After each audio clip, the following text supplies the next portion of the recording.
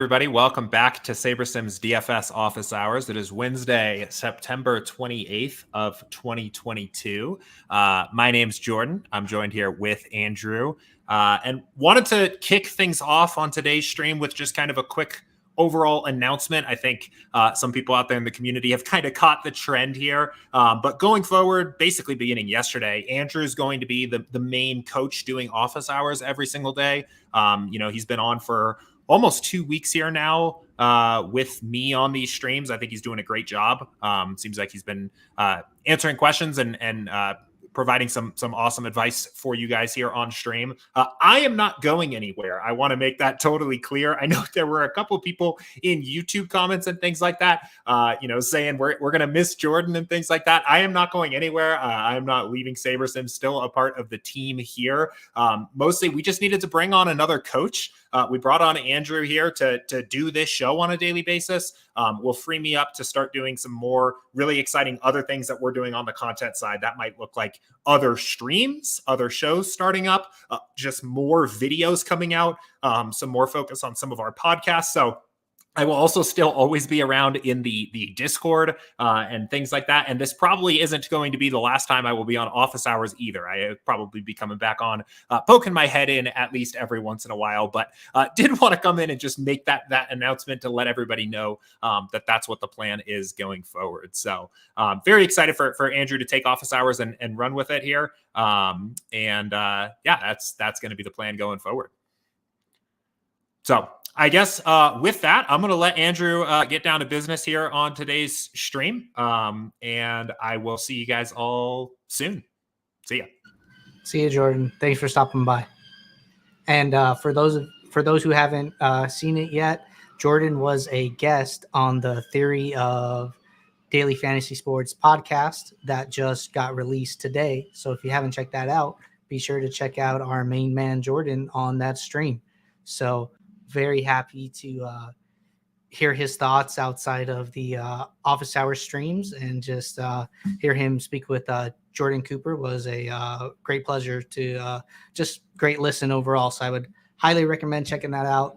A couple of housekeeping things I wanted to touch on from yesterday. There were a couple questions that we ran into yesterday that I didn't know the answer for. So I went back to the team and got the answers to those questions. One of them was from Patrick. Patrick asked about the slider settings for sports that we do not support. So let me bring up the stream. And we were specifically talking about college football. So I'm going to hover over to college football. And we are going to go into build lineups. And what we were talking about was the ownership fade and smart randomness and why they are where they are. So what I found out was, first and foremost, we don't have ownership projections. So whether this is at 0 or 10, it doesn't really matter because it's only going to do the same thing since there's no ownership projections. But then this smart randomness slider, what it's doing is it is assuming that all of these players are normally distributed. So as you see, when I click on their name, a range of outcomes does not pop up since we do not sim these. So it is just treating all players as if they are normally distributed. And it is applying randomness as any traditional optimizer would in this case to increase their perceived range of outcomes from this projection. So I would highly recommend not playing sports that SaberSim does not have simulations for, and just focusing on sports that we do have simulations for, because as we can see with other sports that the range of outcomes is not normally distributed, which means that it looks like a bell curve, and players can be a lot more variant than one might think. So just a housekeeping item there. And then Joe Baby Blue had a question yesterday where he was trying to get a player with less than 2% ownership, and we tried to recreate that on stream and found a bug there. So I also took that back to the team. That's logged and in the queue to be fixed. So thank you, Joe Baby Blue. We're going to get that fixed for you. But just wanted to touch on those things before we get going on today's stream. So let me hover over to Discord. We're going to get going on Discord questions first. and we'll get to any questions in YouTube chat secondary. So the first question I see was one that came in from the Behind the Sims channel, and it looks like to me this person caught the latest episode of Behind the Sims with Andy and Matt, which was an awesome video to listen to. If you haven't listened to it, I would highly suggest it. So this question reads, if I were to change the projection of a player to be his 95th percentile score and then have sim precision set to 10, would the builder find one simulation in which that score was a result? Would this theory stay true if I were to use my own projection number? So this is a good question, and I can see that this person watched the video and they're trying to solve the problem presented in the video with the framework and the way that sim and the builder works now. Unfortunately, this is not how it would work. So what was talked about in the video is filtering out the sims to where the sims that are used to build lineups are only 95th percentile sims rather than the entire sim bucket. And what this person's asking is that, well, hey, why don't I just go in the app and set Joe Burrow instead of this 29.34 projection? Why don't I set him to 33.9 and then set sim precision to 10?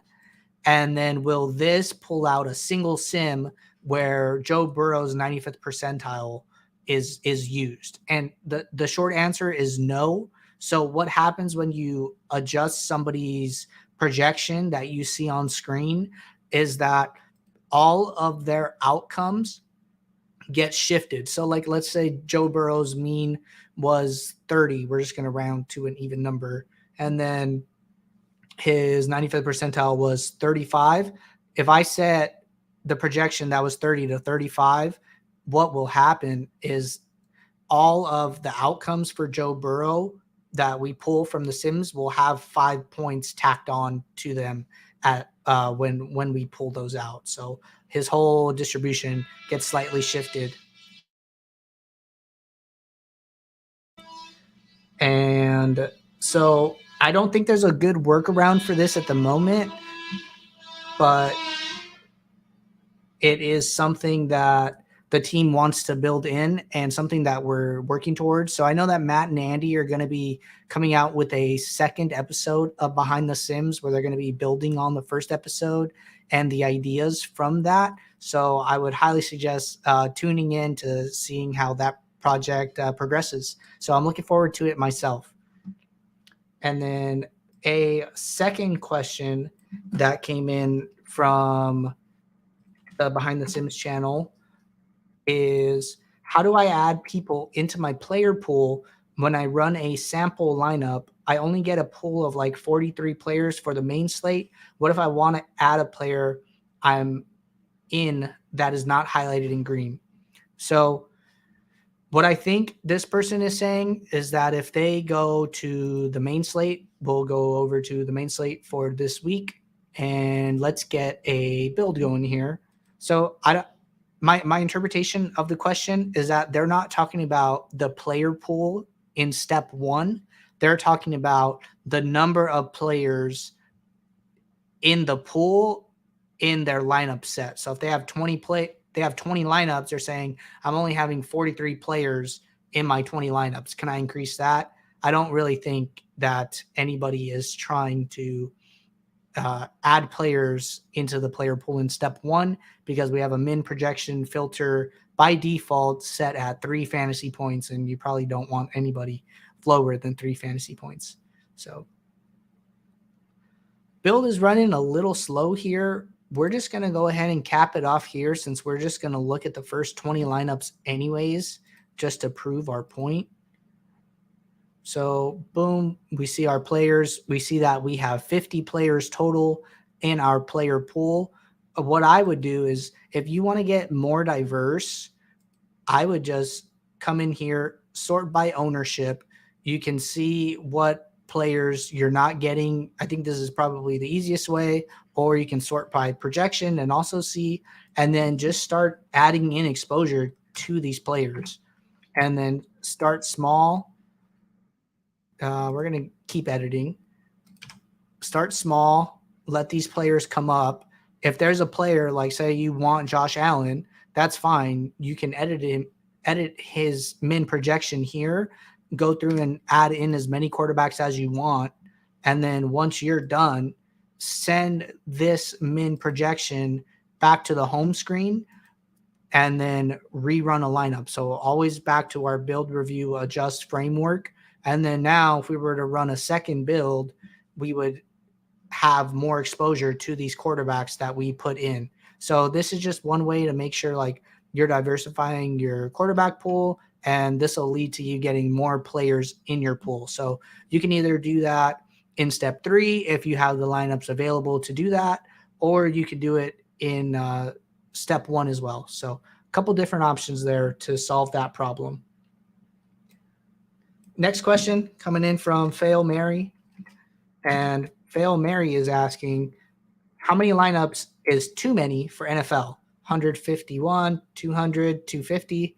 So, NFL is a sport, especially a main slate, where there are probably million upon millions of viable lineups.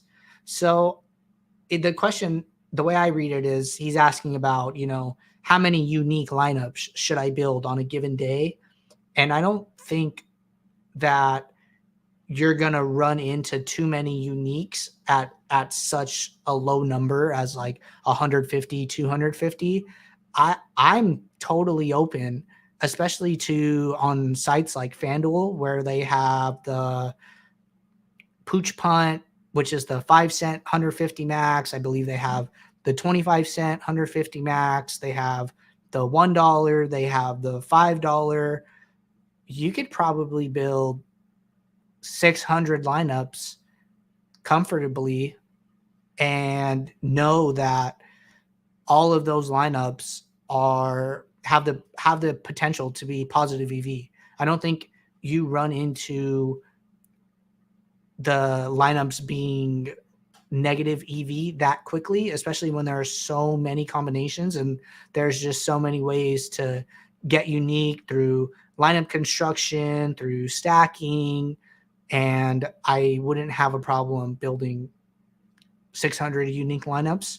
So these numbers that Fail Mary is asking about, I think it's totally okay to build 250 unique lineups for a main slate. I don't see a issue with that at all.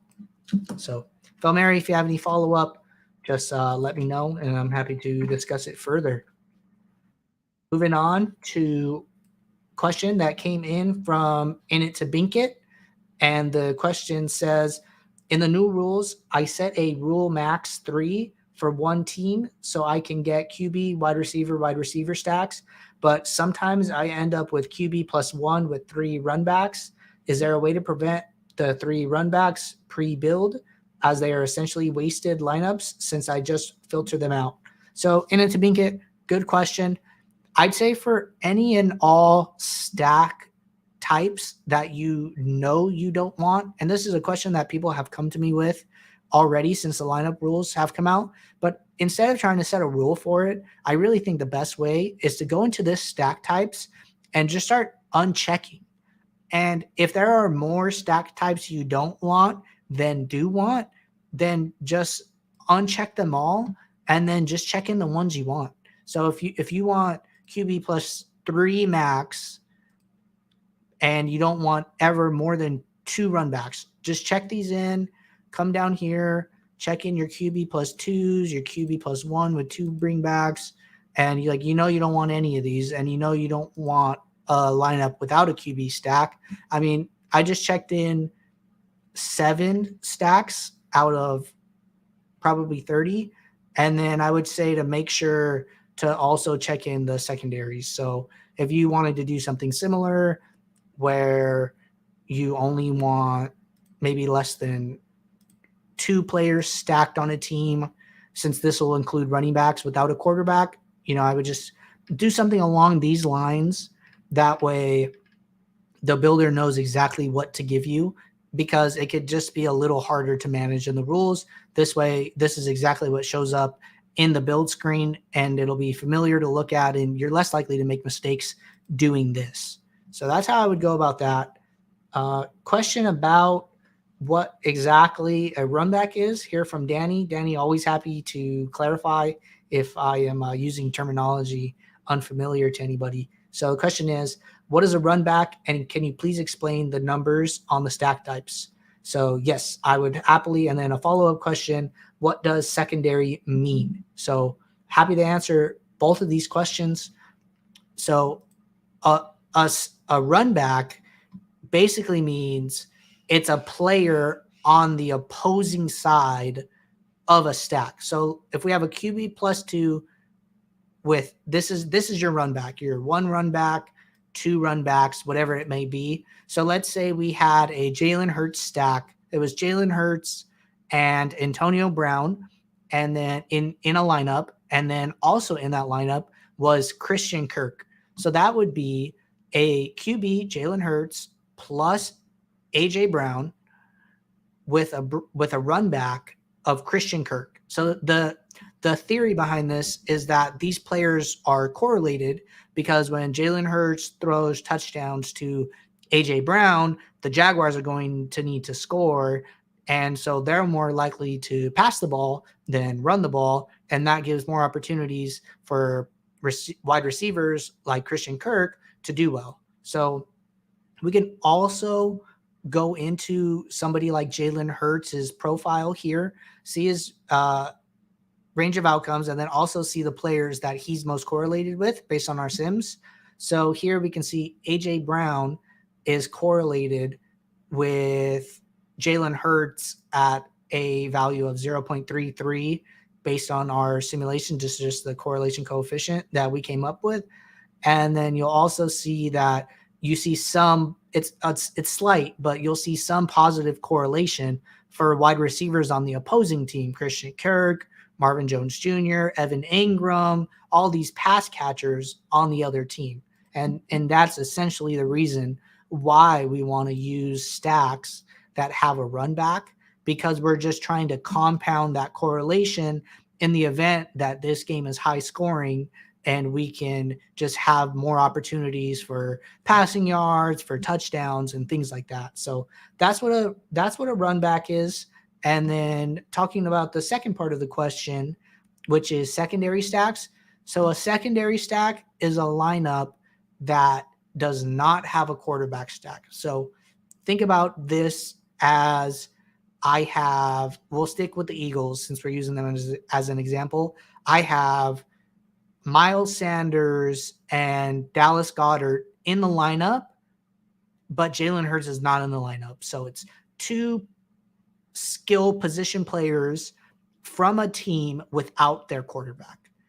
And the thing that gets a little hairy with these is that, I would shy away from secondary stacks where it's 5 players on one team and not their quarterback, because in order for AJ Brown, Devontae Smith, Dallas Goedert to all do good together, that means that Jalen Hurts is passing the ball and he's probably throwing them touchdowns. So you more often than not wouldn't want 5 players from the same team without Jalen Hurts in the lineup as well. And SaberSim's not going to give you those type of lineups out of the gate. It's highly unlikely, and it might happen every so often. But I think sometimes, especially for like these just full stacks, that you're just better off taking them out of your stack types if you know you don't want to see them in the first place. But I encourage everybody to leave everything checked, run a test build at default settings with everything on, and see what you're getting. And that'll kind of tell you, like, it'll show you how SaberSim understands correlation and ownership fade and these lineup dynamics. So for somebody who didn't ask this question, I would leave them all checked and then just go into your build and see what type of stacks you're getting. But I don't think it's necessary. And if you want to do it, encourage you to, but I would always take a look at your stack types in a build, see what you're getting first, decide if you want to zero anything out. So this is part of your adjust phase, and then send these exposures home and go from there. So that's my advice.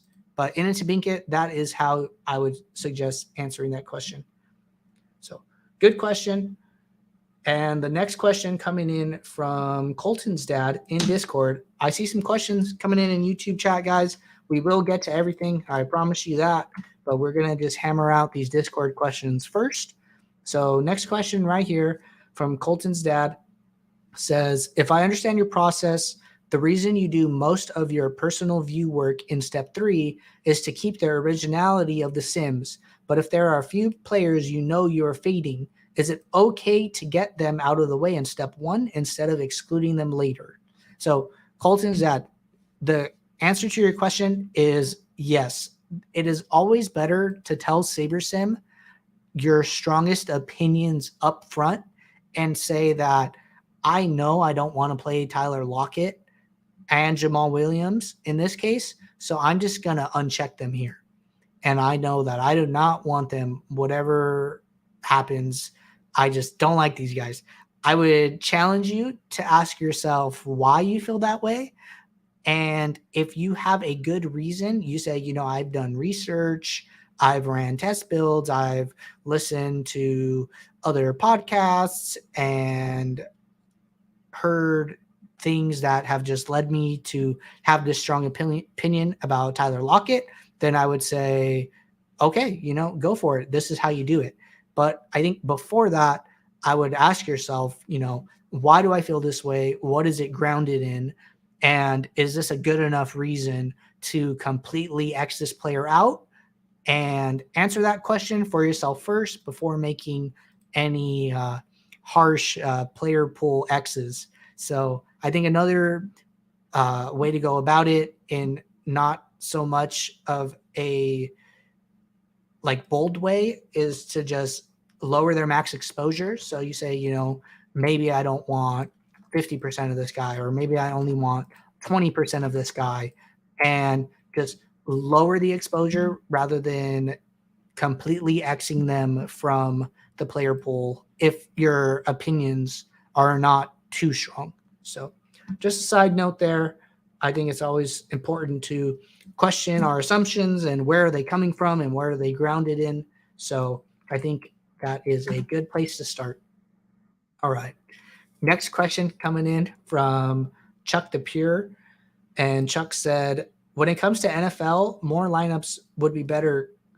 Oh, I'm sorry. This is a conversation coming back and forth between Fail Mary on the question that we just answered, and Chuck was just chiming in. But I think that these are good conversations, and I'm happy to hear that people are having some back and forth in the Discord. So again, I would encourage everybody to join the Discord, and there are a lot of good conversations just about strategy, tips.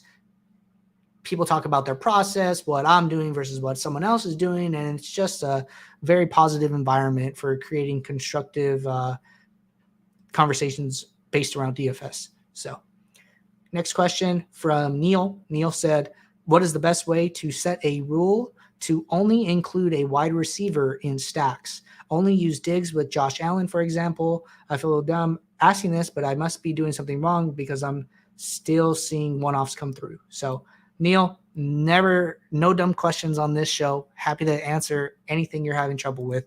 So I would say what I would do is I would add a rule, and it would be a group rule. And I would go to group, I would go to automatic, and then I would say if. So I would use an if-then rule. And what I would do is I would group it by team, and I would say if at least one, and I would say wide receiver in this case, because you're saying that your focus is the wide receiver and not the quarterback. So if I use at least one wide receiver from a team, then use at least one secondary player from the same team, and I would make that a quarterback. So this way, you know that if I use a wide receiver, that wide receiver is always going to be paired with the quarterback on the same team. And then you would have 24 manual rules because it's a 12-game slate and there are 24 teams. So this rule would be applied for every team on the slate. I would save it as an auto rule. And now when I would build lineups, we shouldn't see any situation where a wide receiver is not paired with its QB. So I'm not going to run it right now because it looks like I'm having some the builder's running a little slow for me. I'm going to try one more time to see if we can get a default up here. But we shouldn't have any situation where a wide receiver is not paired with his quarterback. So we'll let that run. I'm going to go start moving on to the next question. And that question, actually, let's jump over to YouTube chat really quickly. So comment here from Wesley. Wesley said, wanted to share that I came in second last night on DK in the quarter jukebox. Wesley, congratulations. That is always an accomplishment.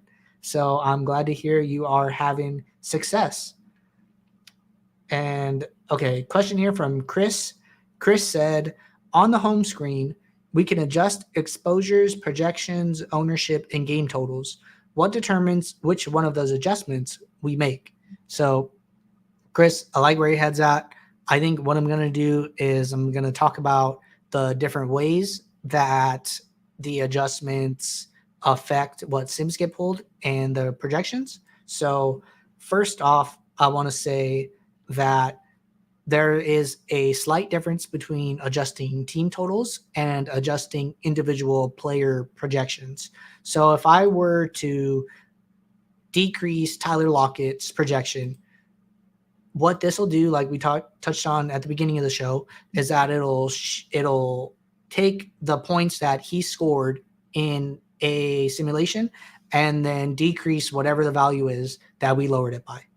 So that'll only happen for Tyler Lockett because we only adjusted him individually. But if we go in here and we lower the Seattle game total by a full point and we hit apply, this will apply to all the players on that team and not just Tyler Lockett. So we see a decreased projection for it should be a decreased projection for everyone on the team. Okay, so this is just the adjusted total. This is the original right here. So Tyler Lockett came down, Geno came down, everybody came down. And what this is doing is that we have sims and the sims have totals for Seattle. And so the number you see here is the average points that Seattle scored in those entire sim bucket.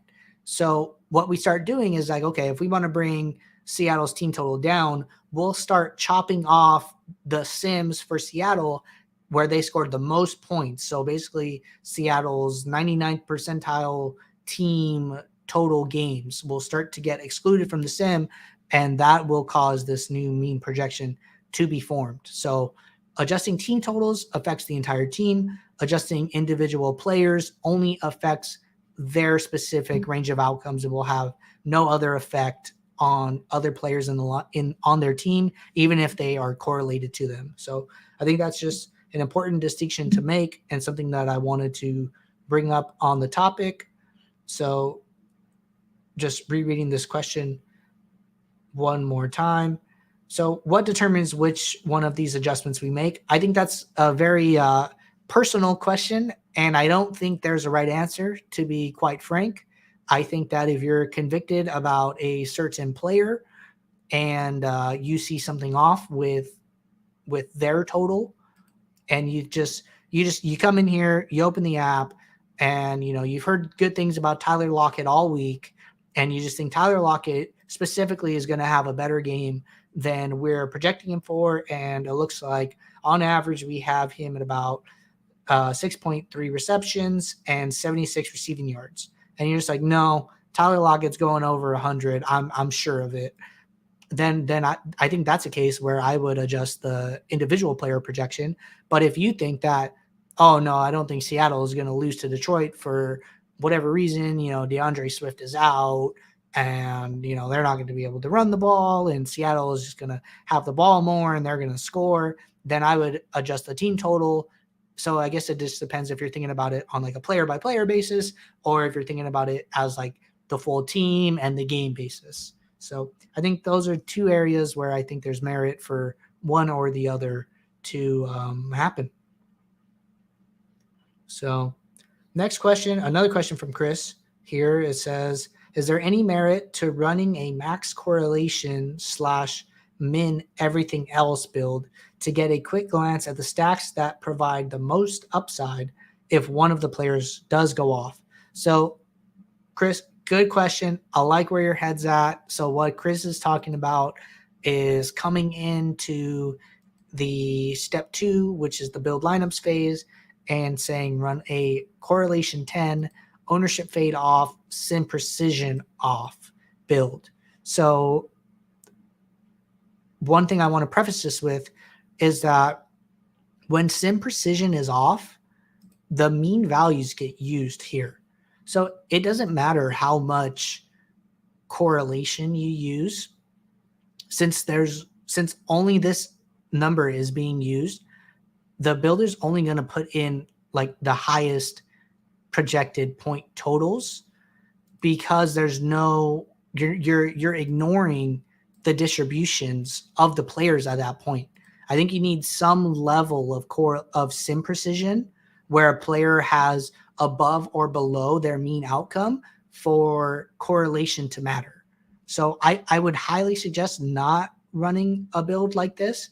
I think that one thing you could try is that if you wanted to understand correlation for teams, what I would think of doing is to just turn this ownership fade off, because the ownership fade will provide adjustments to the projections that could counterbalance correlation. If the highest owned players are the most correlated and just the best chance of doing really well, it could negate that factor slightly. So I would think it would be okay to accomplish what you're trying to do by leaving correlation where it is, turning ownership fade down, and I think that you would run sim precision at 9.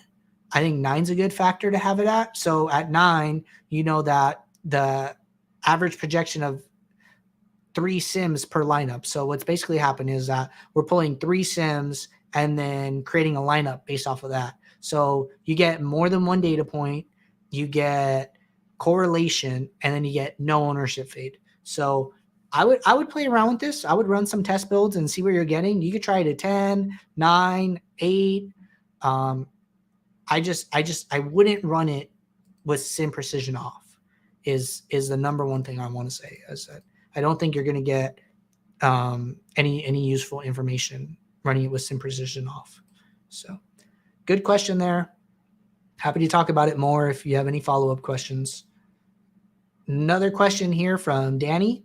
Danny said, I watched this show last week and you were saying you don't need a run back to win big GPP contests, contrary to belief. Were you guys just being sarcastic? So Danny, the answer is no, I was not being sarcastic.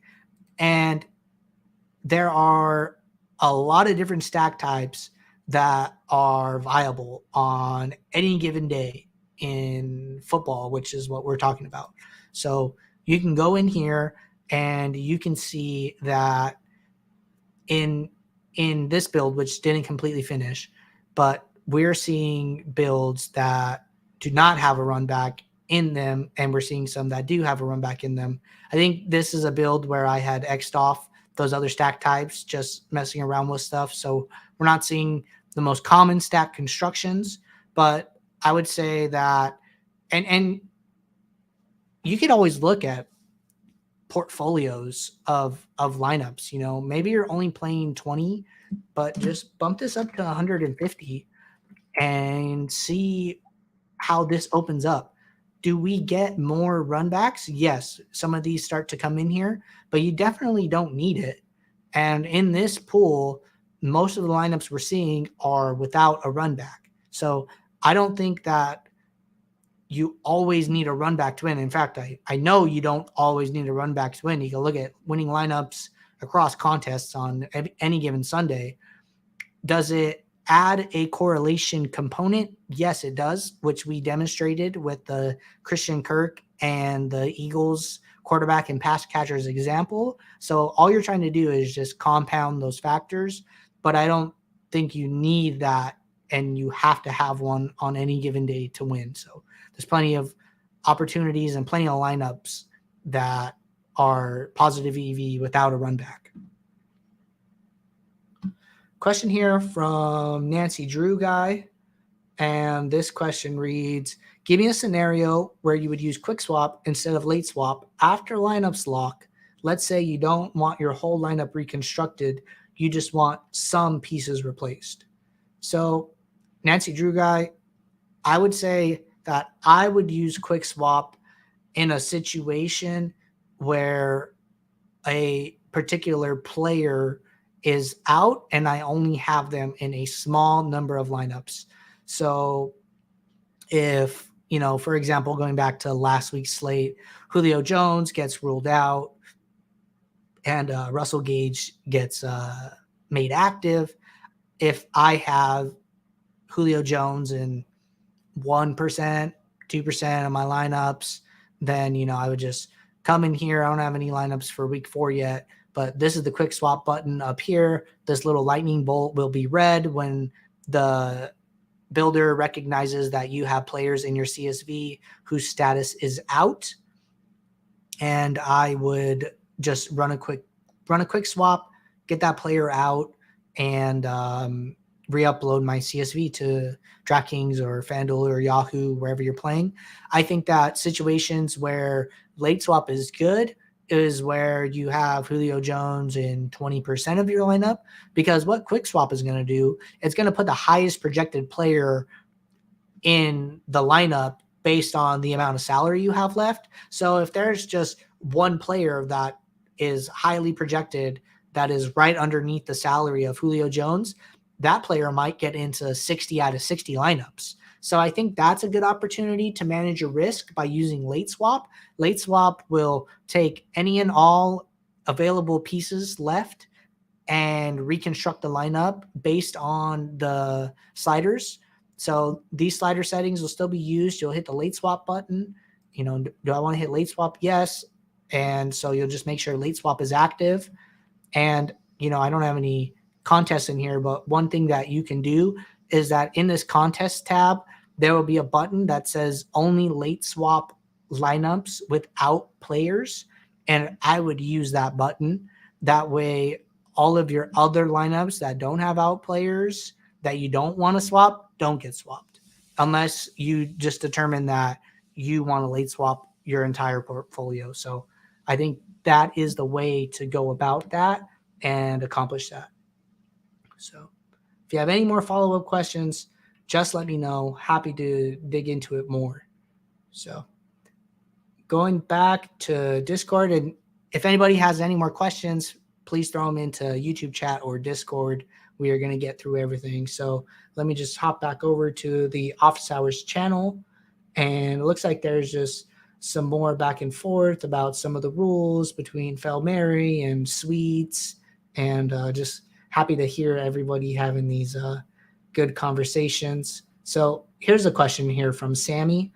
And Sammy said, let's say if I want a QB +2 with one run back for some specific teams, should I adjust that under team stack instead of making a rule? Because I did before and even thought I was making for 150 lineups, only gave me the ones I set up under that rule. Since skill positions are based on volume, is there a way per se running backs, mainly touches, and wide receivers / tight ends are targets, but there's no tab for that, so I can make that rule? So Sammy, good question.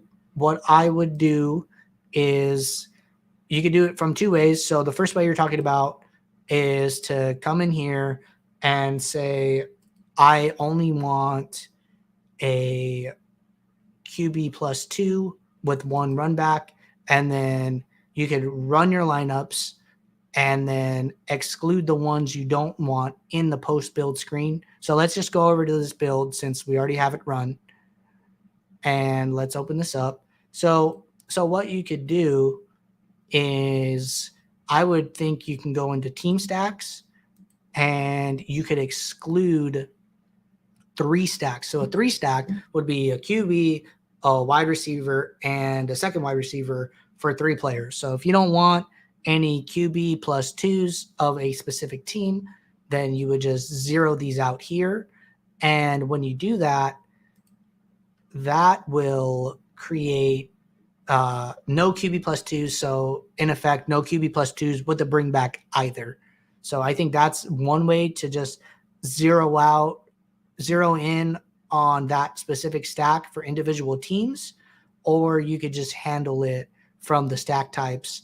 And another way you could do it is that if I wanted to see all my QB plus 3 with 1 run back, what teams are those? I could filter for these lineups, and then I could see which teams I'm getting that for. So it's like, oh, I don't want QB plus 3 with 1 run back for Houston. And so I would go over to the lineups on the right once I made some adjustments. So I have this filter set, QB plus 3 with 1 run back. I'm seeing that 7 of those lineups are Houston. So then I could just come in here and I could trash it as many as I want. So I don't want Pittsburgh, I don't want Jacksonville, and then just kind of manage it from there. That way you can know which teams you're getting when you use the QB plus 3 with 1 run back for in this instance. I know you said QB plus 2, but just similar, just a different stack type. So you would just hop into this 3 stack and then filter from there. So definitely one way to go about it. Let me know if you have any more questions there. Another question here from Fail Mary. Happy to touch on this. Question reads, if I know there are players that I do not want to play, is it best just to remove them all before generation? And is there a difference between setting a player's exposure to 0 and simply unchecking them? So really similar to the question that we touched on a little bit ago, but there is no difference between setting them to 0 exposure or unchecking them. I think that the more information you tell the builder about what you want your lineups to look like ahead of time is only going to give you a better pool of lineups in step 3 that gets you closer to what you wanted. So I would always suggest telling the builder up front. That way your lineups look like what you want them to look like in step 3. If that's not the case, you can do it in step 3, send the exposures home. Those will get populated in these columns and then rebuild as part of the build, review, adjust framework. So next question coming in from BRAD1337. And the question reads, why can't we use the batting order in group rules like we do under the stack rule? Is there something that stopped this from happening? So let's go over to MLB for today. I'm almost positive that you can, but let's find out together. So we'll work through it. And if there is something that either of us are missing, I can either take that back to the team or I can demonstrate that for you here. So let's get rid of this rule. We're going to add a new rule. And we're going to say at least 3 players on the primary team. You could choose all the teams that you want to allow a stack for. And then you can also choose the batting order here. So right now we're allowing all spots. So BRAD, if I'm missing something, please let me know and we can talk about this more. But you should be able to use to get rid of batting order that you do not want. Like if you don't want 7, 8, 9, then you just take out 7, 8, 9. You'll only get stacks for players from 1, 2, 3, 4, 5, 6. So if you have any more questions on that, just let me know. Happy to talk about it further. All right. Next question coming in here from Jeff1772. And Jeff's question is, currently I have the $49 package and can only build 20 lineups at a time. When those 20 get built, are they the top 20 lineups out of the 150 I could build with the premium package? So Jeff, to answer your question, So what Jeff is referring to is the starter plan versus the advanced plan. So we have two plans at the moment. The difference between the two is the starter, you can only build 20 lineups. So this number of lineups will be 20 max. And on the advanced plan, you can build up to 150 lineups is what we're talking about. So Jeff, instead of thinking about it in terms of 20 out of 150, the big difference is that whether you build 20 or 150, you're still going to see the top 20 lineups, but you're not going to see the other 130 lineups. So, but this is out of 500. So whether you're building 20 out of 500, 150 out of 500, if you're playing a 3 max, 3 out of 500, you will always see the top lineups. So the 20 max is basic. The starter plan is basically for players who are playing like single entries, 3 max, 20 maxes. And I would say as you level up your skills and want to start dabbling in the 150 max tournaments, the MMEs, the mass multi-entry stuff, I would upgrade to the advanced plan where you can see all 150 lineups out of your 500 lineup pool. But on the starter plan, you're only going to be able to see the top 20. So biggest difference there. All right. So question from Pelu. And Pelu said, wouldn't it be nice to combine the new rules with min/max exposure if you want at least 3%, 3 plus 3 from a specific game, but no more than 10%? So Pelu, what it sounds like is you're talking about the rules dashboard first and foremost. And if anyone's not familiar with our new rules dashboard, you can find it right over here on the right-hand side. And what Pelu is saying is that setting a range for the rules. So Pelu, I hear where you're coming from. And frankly, I don't know if that's going to be coming down the line. I know that this was just version 1 of the lineup rules to get it out so people can use it, give us feedback. I'm always taking suggestions and taking those back to the team because there will be a version 2 of the lineup rules where the team is always constantly trying to improve products and give people different things that they desire. So I will write this down and just mention it to the team and put it in the queue to be discussed to see if this is a feature that we want to add. I do see the use case for it, but I can't promise you that it's coming down the line. So let me just make a note of Pelu feature request, and I will jot that down and take it back to the team. So, all right, question here from B-Rad. One more time. And question says, what websites or podcasts do you recommend for football and basketball DFS?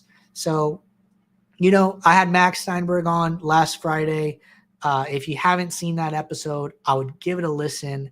Max is a high stakes pro, and he really touched on research outside of SaberSim. I think it's a very interesting idea. It sounds like Max does a lot more of it than I do.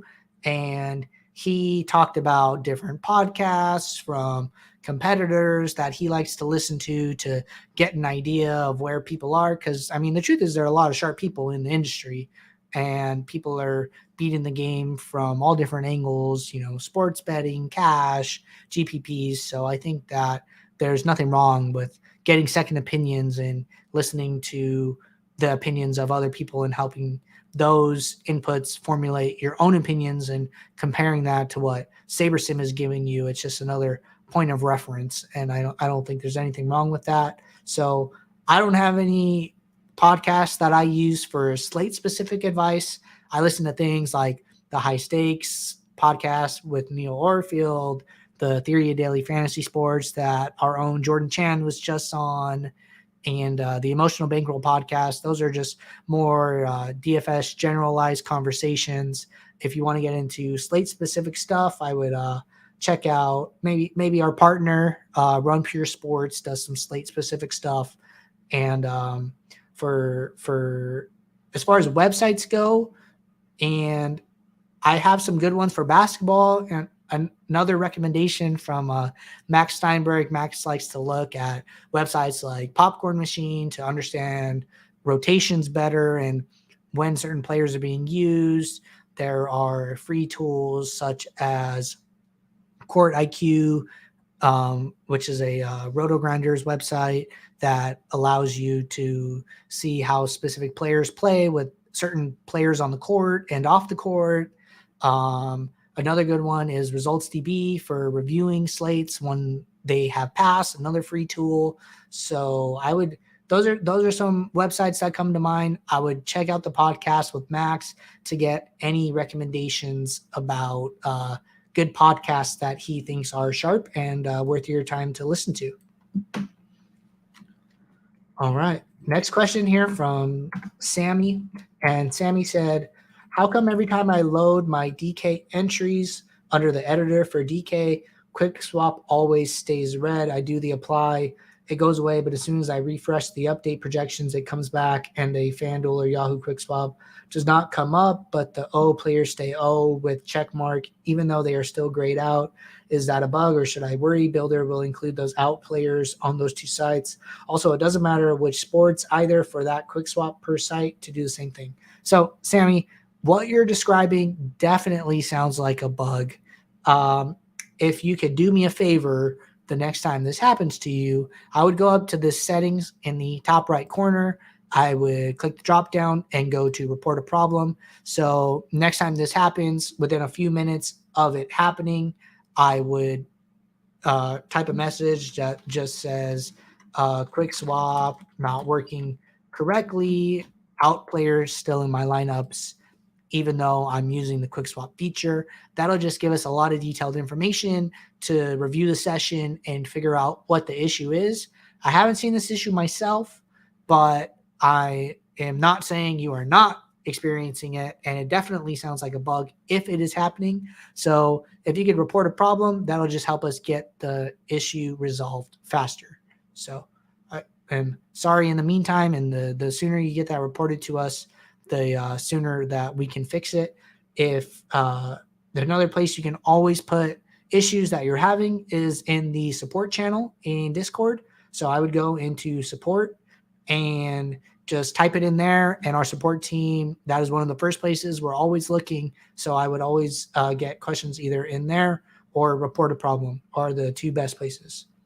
So, and I see that comment in Discord saying BRAD was experiencing the same thing. So could be a bug there. Happy to look into it further for you guys. Really don't want anybody to have dead lineups because of a bug. So we will look into that as soon as the issue comes across. And Sammy said, okay, so report a problem. Got it. Yes, please do so.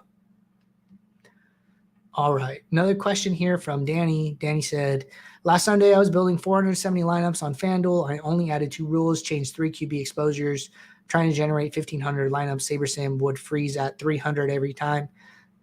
Sammy, this is a little hard for me to give you an explanation for, especially if I don't know what type of rules you were setting. What it sounds like is that SaberSim was only able to find 300 lineups that could meet the rules and exposures you had set.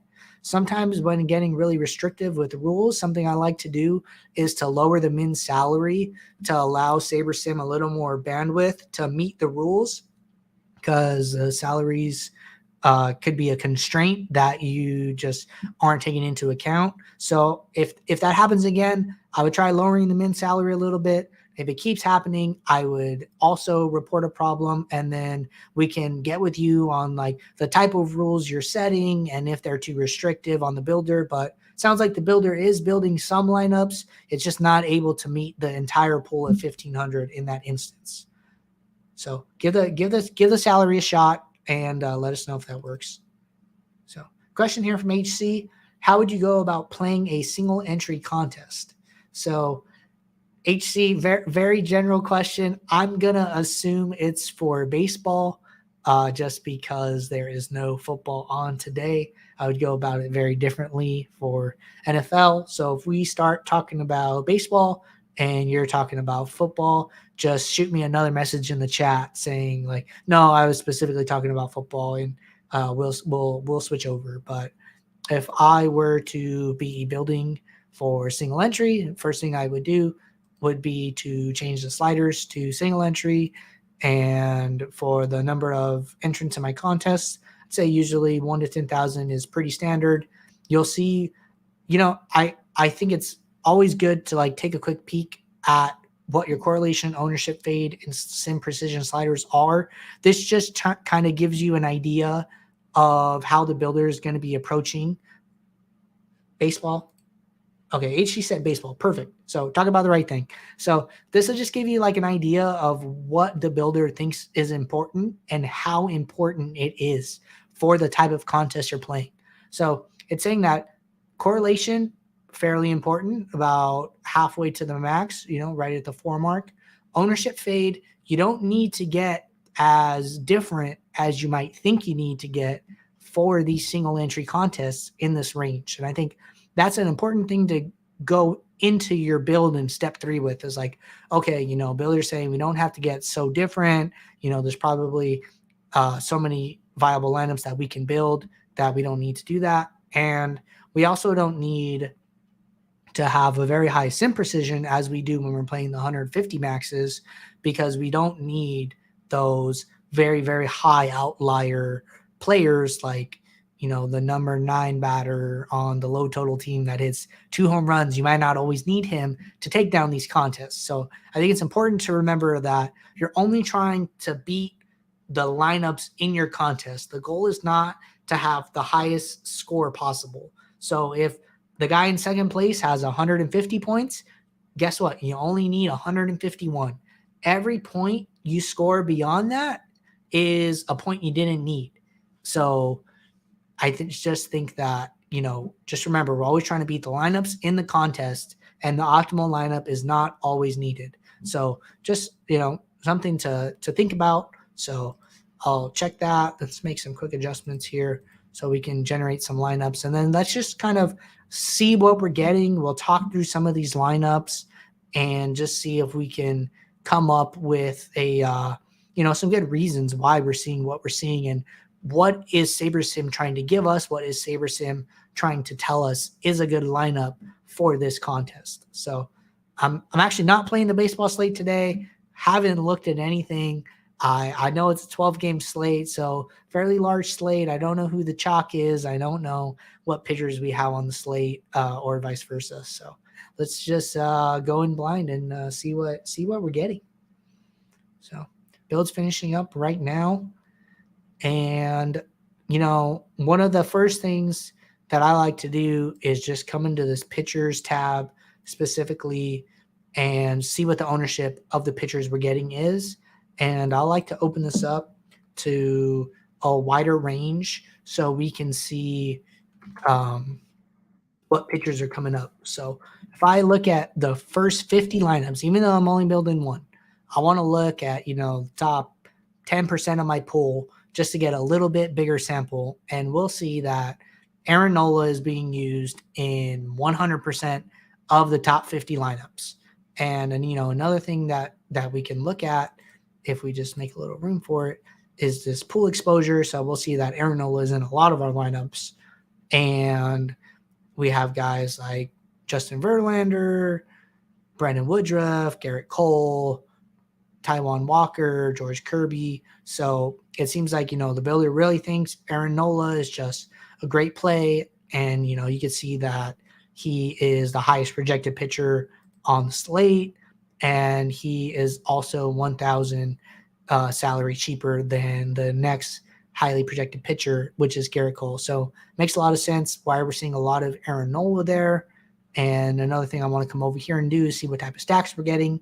So in our 50 lineups, we're getting 50% Baltimore stacks, and followed by Atlanta, followed by the Angels. And then you see a big drop off here.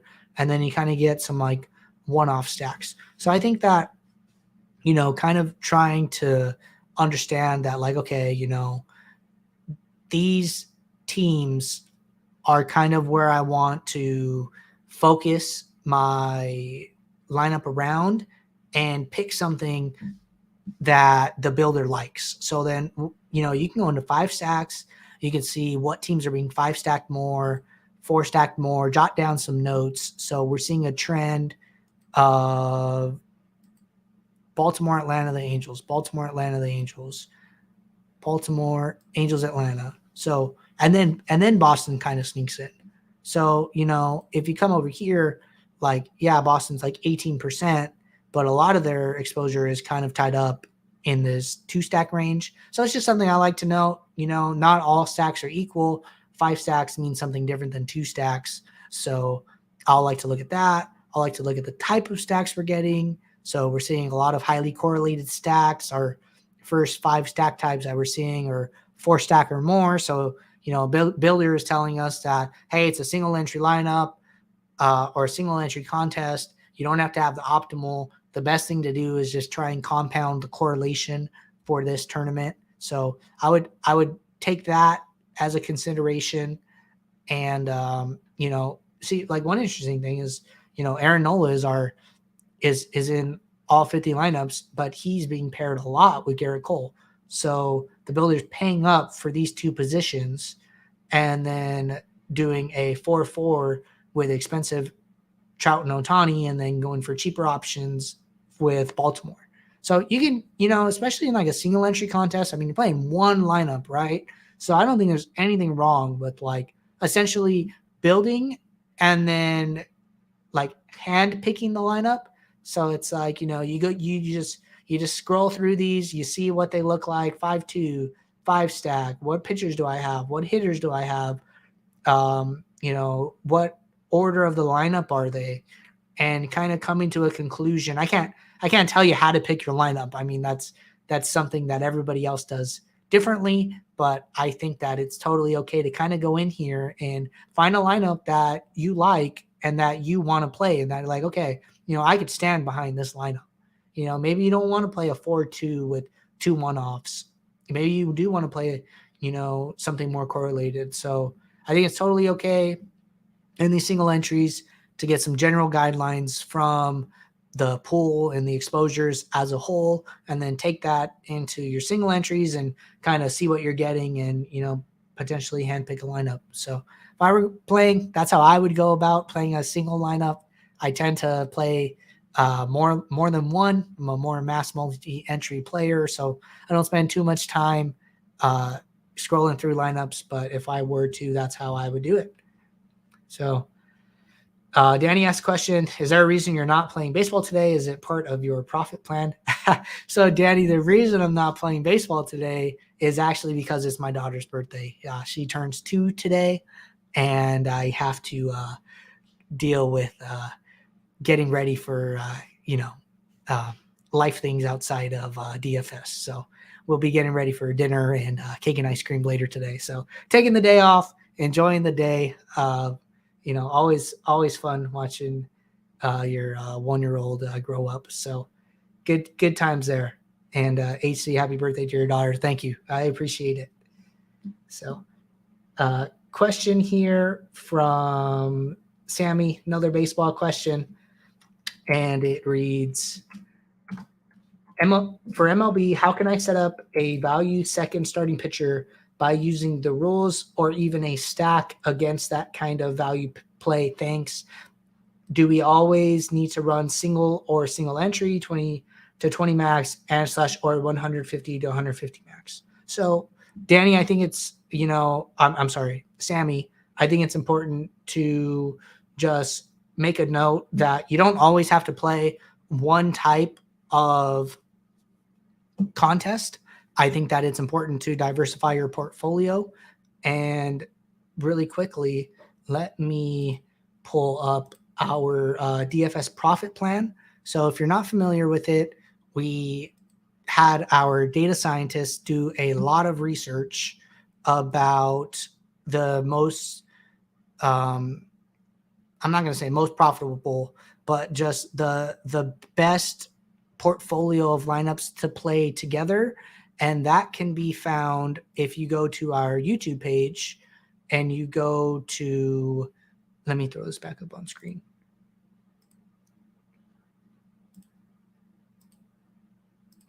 All right. So if you go to our YouTube page and it says new here, start here first, start winning more with our DFS Profit Plan. It basically breaks up contests into 2 categories, single entry and 3 max contests, which we call elevators, and then 20 max and 150 max contests, which are our diversifier contests. So the diversifiers are trying to smooth out your variance over time, and the elevators are your single entries and 3 maxes, where you are trying to get those wins that will really push your bankroll up and take you to the next level. So I think this is a great video. I'll tell you that I follow it to a T. There is some leeway in there as far to your bankroll allocation. Jordan goes over it very well in detail. So I would give this a watch and start implementing the DFS Profit Plan into your daily routine. I think it's an awesome feature. So DFS Profit Plan, if you're not aware of it, check it out. And let's get back to it. So B-Rad said, now that you went over single entry, how do you treat satellite differently if you do? So B-Rad, yes, I do indeed treat satellite differently. And mostly because a lot of the times you're playing for a ticket, or you're basically playing a contest where first place is the only winner. And so coming in, the top 1%, the top 0.5% doesn't do you any good in a satellite. And, our sliders reflect that. So if you were to play a single entry, 1 in 10,000, and then if you were to go over here, I'm sorry, I didn't put this back on screen. So let me put this back on screen. So you should be able to see SaberSim again. So we have the style GPP. I would hover down to satellite, click that, go back over to single entry, 1 to 10,000, and then you'll see that our sliders just went from correlation 4, ownership fade 1, sim precision 5, up to 526. So a little more aggressive sliders, and that's just because we really need to focus on getting first place and first place alone a lot of the time in these satellite contests. What this will do is it'll use less sims, so you'll be able to get some more outliers potentially in your lineup. We'll be fading the field a little more as far as our ownership fade projections, and trying to use a little more correlation so we can get those compounding effects. Hopefully, we get a team that scores like 14 runs and we have a great night. So as far as the post build process, fairly similar. I would change the inputs here so the builder knows to give you some lineups that are a little riskier, but that's kind of what we need to take down a satellite. So I believe we are all caught up with questions for today. Thank you, everybody, for tuning in. If you have any more questions, I'd get them in now, but I hope that I gave everybody some useful advice. And the show will be back tomorrow, 5 p.m. Eastern. Sorry, I'm a West Coast guy, so I'm used to saying 2 p.m. But until then, I will see you guys, and good luck. Oh, wait, one quick question here from Sammy. Follow up to that satellite. The ones that have more than single entry, what about the 5 to 8 entries? Sammy, what I would do is I would use the settings for the 20 max. So if you're playing something in like the 5 to 8 range, personal preference, you could use 3 max or you could use the 20 max settings. I typically side on the higher sliders, but I don't think there's anything wrong with using either of these. They're fairly close. You'll see some slight changes, but both are viable. So just quick note there. So all right, guys. Till next time, I'll see you.